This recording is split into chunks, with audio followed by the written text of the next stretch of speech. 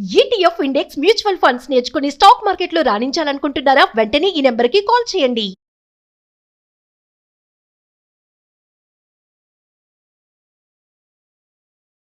నమస్తే, welcome back to Suman TV. Present మనతో పాటు ఉన్నారు స్టాక్ మార్కెట్ అనలిస్ట్ సుందరరామరెడ్డి గారు. నమస్తే సార్. నమస్తే మా.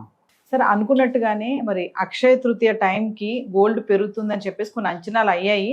అలానే చూసుకుంటే కొంచెం పెరుగుదల అయితే కనిపిస్తుంది. మరి వారం మొదలైనప్పుడు పెరిగింది, మళ్ళీ తగ్గిపోవడం చూసాము. గత వారం రోజుల క్రిందటైతే తగ్గిపోతుంది అని అనుకున్నారు, మళ్ళీ 2 days నుంచి పెరగడం మొదలైంది. మరి అక్షయ తృతీయ రాబోతుంది, మరి ఆ రోజు గోల్డ్ ఎంత రేట్ ఉంటుంది, పెరుగుతుందా తగ్గుతుందా అంటే? బేసికల్గా గోల్డ్ అనేది లోకల్ ఫెస్టివల్ సంబంధం కాదండి. అంటే ఇండియాలో ఓవరాల్గా అయితే గోల్డ్ మార్కెట్ ఎక్కువ మిగతా కంట్రీతో పోల్చుకుంటేనే కానీ, but end of day China decide చేస్తుంది. వాళ్ళు ఎక్కువ కొంటున్నారు అంటే డిమాండ్ క్రియేట్ అవుతుంది, వాళ్ళు తక్కువ కొంటేనేమో స్లో అయిపోతుంది అనమాట. అందుకని ఇండియా కంటే ఎక్కువ చైనానే కంట్రోల్ చేస్తుంటుంది. ఏదైనా సరే వరల్డ్ వైడ్గా లాస్ట్ 2-3 years నుంచి అండ్ గోల్డ్ సెంట్రల్ బ్యాంక్స్ కూడా ఇన్వాల్వ్ అవడం వల్ల గోల్డ్ ప్రైస్ బాగా డ్రాప్ అయింది. అయితే యుద్ధం జరిగిన తర్వాత ఏమవుతుందంటే ఒకసారిగా డాలర్ స్ట్రాంగ్ అవడం వల్ల గోల్డ్ మళ్ళీ ఆగిపోయింది అనమాట. దాంతో దుబాయ్లో గల్ఫ్ సెంట్రిక్ అంతా కూడా దుబాయ్ బిజినెస్ చాలా ఫేమస్ అనమాట. ఇప్పుడు అంతా ఆగిపోయింది లాస్ట్ 1 month నుంచి యుద్ధం వల్ల. దాంతో గోల్డ్ ప్రైస్ కూడా ఆగిపోయింది. అందుకని గోల్డ్ ప్రైస్ ప్రస్తుతానికి ఏషియాలో అండ్ మామూలు సైడ్ వేకి వెళ్ళిపోయినట్టు అనుకోవచ్చు. అంటే ఇప్పుడు యుద్ధం ఆగిపోయింది కదా, మళ్ళీ ఈ రోజు మళ్ళీ గోల్డ్ ప్రైస్ పికప్ అవుతుంది. డాలర్ డ్రాప్ అవుతుంది బాగా. ఈ రోజు 1% డ్రాప్ అయింది గోల్డ్. అదే డాలర్ డ్రాప్ అవడం వల్ల గోల్డ్, సిల్వర్ అన్ని కూడా మళ్ళీ పెరగడం స్టార్ట్ అవుతుంది అనమాట. అయితే ఈక్విటీ మార్కెట్ కూడా అంతకంటే ఇంకా ఎక్కువ స్పీడ్గా పెరుగుతుంది ఇప్పుడు. అందుకని అక్షయ తృతీయ దగ్గరకు వస్తుందని చెప్పేసి గోల్డ్ ప్రైస్ పెరగడం కాదు, వారు అన్సర్టనిటీ ఆగిపోయింది. దాంతో డాలర్ తగ్గిపోయింది. డాలర్ తగ్గేసరికి మళ్ళీ గోల్డ్ ప్రైస్లు పెరుగుతున్నాయి అనమాట. ఏదైనా కానీ లాస్ట్ 2-3 months నుంచి గోల్డ్ సైడ్ మార్కెట్లో ఉంది. అండ్ అంటే ఒక 10% పెరగడం, మళ్ళీ 10% డౌన్ అవుట్, ఇలా మనం చూస్తూనే ఉన్నాం అనమాట. ఆ సైడ్ మార్కెటే ఇంకొన్ని రోజులు ఉంటుందని మనం అనుకోవచ్చు. కాబట్టి గోల్డ్ 1,30,000 దగ్గరికి వచ్చి అటైతే బ్లైండ్గా మనం కొనుక్కోవచ్చు మనం కావాలనుకుంటే. అండ్ 1,60,000, 1,70,000 రాగానే మళ్ళీ అమ్మేసుకోవడం, అలాంటి స్ట్రాటజీ పాటించడం ద్వారా మనం అండ్ గోల్డ్ తోటి మన షార్ట్ టర్మ్ చేయొచ్చు. బట్ లాంగ్ టర్మ్కి ఎప్పుడైనా గోల్డ్ మంచి అసెట్ క్లాస్. అది ఇయర్లీ మీరు కనుక 12%, 15% అలా అనుకుంటే కనుక గోల్డ్ ఆల్వేస్ సేఫ్ సైడ్. అంటే ఇంత ముందులో కాకుండా అచ్చం ఈక్విటీలో 100% కాకుండా గోల్డ్ కూడా కొంత కంబైన్ చేస్తే అంటే హెడ్జింగ్ లాగా యూజ్ అవుతుంది అండ్ డ్రాడౌన్స్ కూడా తగ్గిపోతాయి అనమాట. కాబట్టి గోల్డ్ ఇది one of the essential asset ఇప్పుడు ఇన్వెస్ట్ చేయడానికి, apart from the equity. Coming to gold ETFs గురించి మాట్లాడుకుంటే, మరి గోల్డ్ ఈటీఎఫ్స్ లో కొన్ని మార్పులు వచ్చాయని చెప్తున్నారు, రూల్స్ వచ్చాయని. ఏంటి సార్ మారిన రూల్స్ ఏంటి? ఇంతకుముందు సెబీ వాళ్ళు డైరెక్షన్ చేసినప్పుడు ఏంటంటే వాళ్ళు మీకు గోల్డ్ అవైలబిలిటీ లేకపోతే ఆల్టర్నేటివ్గా గోల్డ్ ఫీచర్స్లో కూడా ఇన్వెస్ట్ చేసుకోవచ్చు అని చెప్పేసి అప్పుడు ఇచ్చారనమాట. ఇప్పుడు ఇండియాలో ఈ April month 1st నుంచి హెచ్డిఎఫ్సి గోల్డ్ ఈటీఎఫ్ వాళ్ళు కాతుకుతో గోల్డ్ ఫీచర్స్లో పెట్టబోతున్నారు వాళ్ళు. ఓకే, అంటే ఇప్పటి వరకు గోల్డ్ ఈటీఎఫ్ అంటే 100% ఫిజికల్ గోల్డ్, అందరూ అలానే ఇన్వెస్ట్ చేసేవాళ్ళు. బట్ ఈ మంత్ నుంచి మాత్రం గోల్డ్ ఈటీఎఫ్స్ అంటే మేబీ 2-3% పేపర్ అసెట్స్ కూడా ఉంటేనే విషయాన్ని మనం నమ్మాలి. ఇంకా అచ్చం ఫిజికల్ గోల్డ్ అయితే కాదు. కాబట్టి పేపర్ అసెట్లో కూడా ఉంది. అడ్వాంటేజ్ ఉందా అంటే అడ్వాంటేజ్ కూడా ఉంటుందండి. ఎందుకంటే అంటే ఫిజికల్ గోల్డ్ ఇప్పుడు ఎక్కువ మంది గోల్డ్ ఈటీఎఫ్కి డబ్బు ఇచ్చారనుకోండి, బ్యాక్గ్రౌండ్లో మార్కెట్ మేకర్స్ కానీ లేదా ఫండ్ మేనేజర్స్ కానీ కొనాలి కదా ఫిజికల్ గోల్డ్. అది అవైలబిలిటీ లేకపోతే అప్పుడు ట్రాకింగ్ ఎర్రర్ ఎక్కువ వద్దు అనమాట. అదే గోల్డ్ ఫీచర్స్ అనుకోండి అన్లిమిటెడ్ దొరుకుతాయి పేపర్ అసెట్స్ కాబట్టి ఇన్స్టెంట్గా వాళ్ళు గోల్డ్ ఈటీఎఫ్ కొన్న వాళ్ళందరికీ ఫిజికల్ గోల్డ్ దొరికినప్పుడల్లా గోల్డ్ ఫీచర్స్ టెంపరీ కొనొచ్చు. కాబట్టి ట్రాకింగ్ ఎర్రర్ తగ్గిపోతుంది.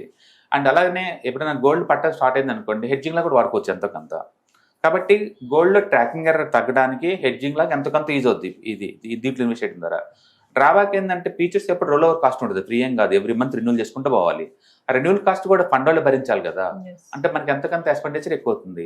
ఏదైనా కానీ ఇంతకుముందు 100కి 100% గోల్డ్ ఈటీఎఫ్స్ మీరు కొంటున్నారు అంటే ఖచ్చితంగా ఫిజికల్ గోల్డ్ కొన్ని దాచుకున్నట్లు లెక్క. బట్ ఇప్పటి నుంచి మాత్రం గోల్డ్ ఈటీఎఫ్ మీరు కొంటున్నారు అంటే దాంట్లో ఫిజికల్ గోల్డ్తో పాటు ఒక 2-3% మీకు పేపర్ అసెట్ కూడా ఉంది, గోల్డ్ ఫీచర్స్ కూడా ఉన్నాయి అని చెప్పేసి నమ్మాలి. రిటర్న్స్ పరంగా పెద్ద తేడా వచ్చిందని అనుకోవట్లేదు. రిటర్న్ పరంగా అయితే ఎగ్జాక్ట్లీ అలానే ఉండొచ్చు, బట్ కాంపోజిషన్ అయితే ఖచ్చితంగా మారబోతుంది అనమాట. వాళ్ళ ఇష్టం బయటికి పోవచ్చు అన్నట్టు 1 month టైం కూడా ఇస్తున్నారు వాళ్ళు. బట్ టూ మచ్ డివేట్ అయితే అవట్లేదు, still gold 99%. So coming to మళ్ళీ అక్షయ తృతీయ వరకు వస్తే, మనం చాలా మంది ఉన్న డౌట్ ఏంటంటే ముందే కొని పెట్టేసుకోవాలా, ఆ రోజుకి బాగా పెరిగిపోతుంది, ఆల్రెడీ వార్ ఆగింది, ఆల్రెడీ రైజ్ అవుతుంది కదా రేట్, అప్పటికి ఇంకా పెరిగిపోతుందా, ముందే కొని పెట్టుకోవాలా అనేది కొంతమంది డౌట్ ఉంది సార్. మరి మీరేం చెప్తారు? నేను ఎప్పుడు కూడా ఎస్ఐపిలో ఇన్వెస్ట్ చేయమని రికమెండ్ చేస్తాను అండి. ఫిజికల్ గల్లు ఒకేసారి కొంటే ఆ సైడ్ ఎఫెక్ట్స్ మనం చూసాము. సింగిల్ డేకి 9% డ్రాప్ అయింది మన ఈ మధ్య. అలాంటి ఏం రాకుండా ఎఫెక్ట్ అవ్వకుండా ఉండాలి అంటే లేదు. మీరు ఒక 4-5 ఇన్స్టాల్మెంట్లో బై చేసుకోవడం ద్వారా లేదా ఎవ్రీ మంత్ కొంత అమౌంట్ ఇన్వెస్ట్ చేసుకోవడం ద్వారా ఈ వాలటిలిటీని మనం హ్యాండిల్ చేయొచ్చు. అందుకని లంప్స్ అమౌంట్ కన్నా ఇది బాగుంటాయి, ఎస్ఎఫ్లో బాగుంటాయి. పెద్ద పెయిన్ ఉండదు, పెరిగినా కూడా పెద్దగా ఏమి ఉండదు, రెండింటిని బ్యాలెన్స్ చేయొచ్చు. కాబట్టి ఈక్విటీ సంబంధించిన ఏ అసెట్ అయినా సరే వాలటిలిటీ ఎక్కువ అవుతుంది. ఇప్పుడు ఈ రోజు ఏమైంది అంటే క్రూడ్ ఆయిల్ ఈ రోజు 17% డౌన్ అయింది లైవ్ మార్కెట్లో, 17%. ఇంతకుముందు ఇలానే సిల్వర్ కూడా ఒకసారి 30% డ్రాప్ అయింది కదా సింగిల్ డేకే, గోల్డ్ కూడా 9% డ్రాప్ అయింది కదా. సో మనం ఉన్న ప్రపంచంలో ఏంటంటే టూ మచ్ అన్సర్టనిటీ ఉంది. అందుకని ఒక్కరోజే సింగిల్ అసెట్ 10-20 డ్రాప్ అవుతున్నాయి. అందుకని లంప్స్ అమౌంట్ పెట్టి స్టక్ అయ్యే బదులు కొంచెం ఇన్స్టాల్మెంట్లు కొనుక్కోవడం ద్వారా ఈజీగా హ్యాండిల్ చేయొచ్చు. కాబట్టి మీరు కనుక 2-3 ఇయర్స్ టార్గెట్ అనుకున్నారనుకోండి, ఎవరి మంత్ ఎంచక్క కొనుక్కొని పోవచ్చు, ఒక అక్షయ తృతీయ అని అలా పెట్టుకోకుండా. ఇంకా మార్కెట్ వర్క్ చూసుకుంటే సార్ అక్షయ తృతీయ రోజు మార్కెట్ బాగా రేజ్ అవుతుంది అని చెప్పేసి ఒక టాక్ అయితే ఉంది. ఎలా ఉంటుంది? అక్షయ తృతీయ అంటే ఇండియా సెంట్రికే కదా, మిగతా ప్రపంచంలో ఎవరు కొంటారు కదా అది చూసేసి. అంటే ప్రపంచంలో మిగతా చోట డిమాండ్ ఉంటే తప్ప ఇక్కడ పెరగదు. ఇక్కడ ఈ ఒక్క మార్కెట్ వల్ల అలా ఏమి ఉండదు అనమాట. కాబట్టి అక్షయ తృతీయ సెంట్రిక్ గా గోల్డ్ ప్రైస్ పడితే తగ్గుతే అలా అనుకోవడానికి కుదరదు. వరల్డ్ వైడ్ గా ఓకే ఇప్పుడైతే డిమాండ్ క్రియేట్ అయింది నిన్నటి నుంచి, ఎందుకంటే డాలర్ డ్రాప్ అవడం వల్ల ఇది కొన్ని రోజులు ఉండొచ్చు మేబీ. ఇప్పుడు యూజువల్గా ఏంటంటే ఏదైనా ఎసెట్ పెరగడం స్టార్ట్ అయితే ఒక 2-3 డేస్ పెరుగుతుంది, మళ్ళీ డౌన్ అవుతుంది ఎంతకంత, మళ్ళీ 2-3 డేస్ ఇలా ఉంటుంది అనమాట స్వింగ్స్ అన్ని కూడా. అట్లా అబ్నార్మల్ గా హ్యూజ్ పెరిగే ఛాన్స్ అయితే లేదు ఇప్పుడు. ఇంకా చాలా మంది ఏంటంటే ఇప్పుడు అక్షయ తృతీయకి ఆఫర్స్ పెడుతూ ఉంటారు. అవును, మరి అంటే అది offers means in the sense making charges మీద తగ్గడం తప్ప ఒరిజినల్ గోల్డ్ కి అయితే కాదండి.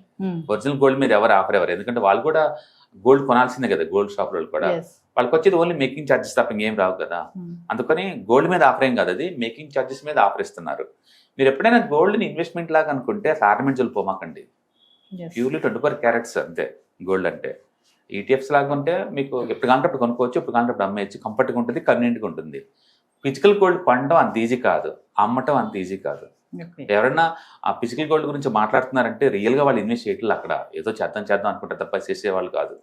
ఎందుకంటే చేస్తే పెయిన్ ఎక్కువ ఉంటుంది, దాన్ని దాచడం కష్టం, దాన్ని మళ్ళీ పెరిగినప్పుడు అమ్మటం కష్టం, అవన్నీ కష్టం. అందుకని మీరు ఎవరైనా షార్ట్ టర్మ్లో గోల్డ్ ప్రైస్ని ఎన్కాష్ చేసుకుందాం అనుకుంటే ఈటీఎఫ్స్ మ్యూచువల్ ఫండ్స్ బాగుంటాయి, పెరగంగానే అమ్మేయచ్చు, పడంగానే కొనొచ్చు, చాలా ఈజీగా ఉంటుంది. పరిగెత్తుకుంటూ షాప్కి ఎప్పుడు పోతారు, 2 మాటలు పోతారేంటి.